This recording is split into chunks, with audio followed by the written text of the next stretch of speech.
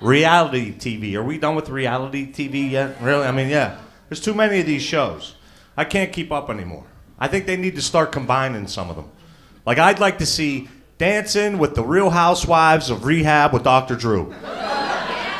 Lump it all together, you could hold it at the Jersey Shore. Jersey Shore, you see that show? Any fans of that? Wow. Really? What you got on there? You got Snooki, you got ShamWow or JWoww. There's a kid on there who calls his abdomen the situation. That's funny, I call mine the dilemma.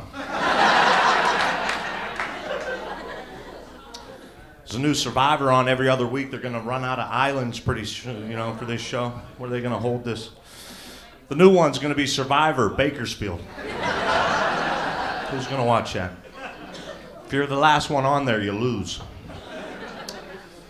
My wife, she loves Survivor. My wife, she's obsessed with the show. She wants to try out for the show, she wants to get on it, she wants to win it, and I support her 100%. Not the fact that she'd win $1 million, just the fact that she'd be gone for like 8 weeks. Come back 15 pounds lighter, that's a win-win, right, fellas? One thing I can't understand about my wife, she can watch these shows where people eat bugs and slugs and snails and trash, but a minute a crumb flies out of my mouth at dinner, it starts a war. Yeah, she sits across from me giving me signs of everything I'm doing wrong at the table. It's like she turns into a third base coach all of a sudden. She'll be like this.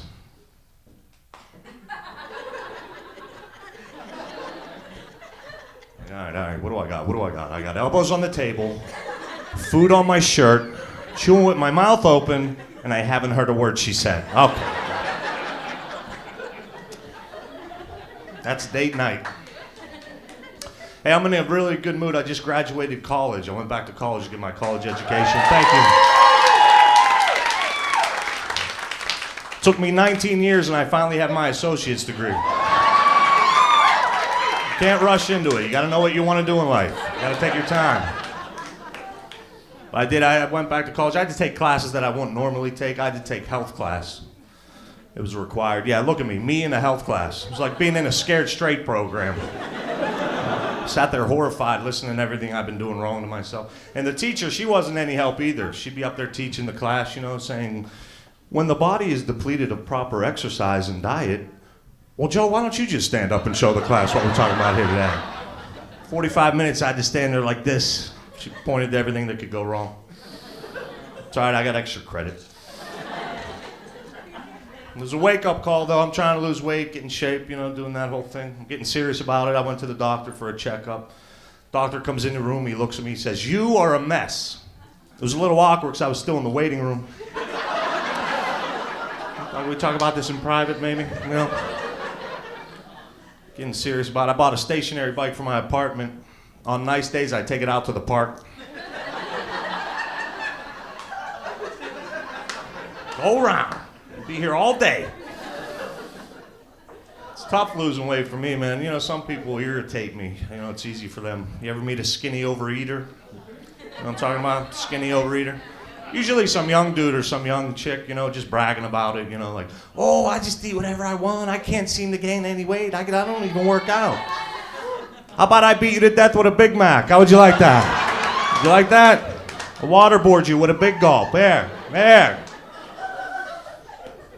It's worse than skinny overeaters, overweight picky eaters. Overweight picky eaters, man, you see them out there. They're holding up the line, trying to reorder something, stressing about something that doesn't make any sense, Like, oh, does that have mayo on it? I can't have mayo. You weigh 400 pounds.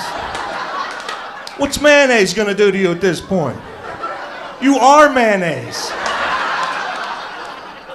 Oh, that has a tomato. I can't eat. You need a tomato. You need a tomato patch. Just walk around with that. It's irritating. It's nice to be here in Pasadena. I live in Hollywood, the Hollywood area. It's crazy. You never know what you're going to see in Hollywood, It's just a bunch of nonsense. Like, I was on the subway down there not too long ago, and a kid was walking up to everybody on the subway with a notepad. And he comes up to me, and I read the notepad, and it said, I am a mute. need money for food. So I reached in my pocket and I pulled out a pen and I wrote, I can't read.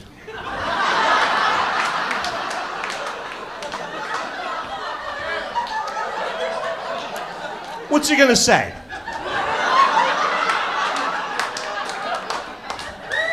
What's he gonna say?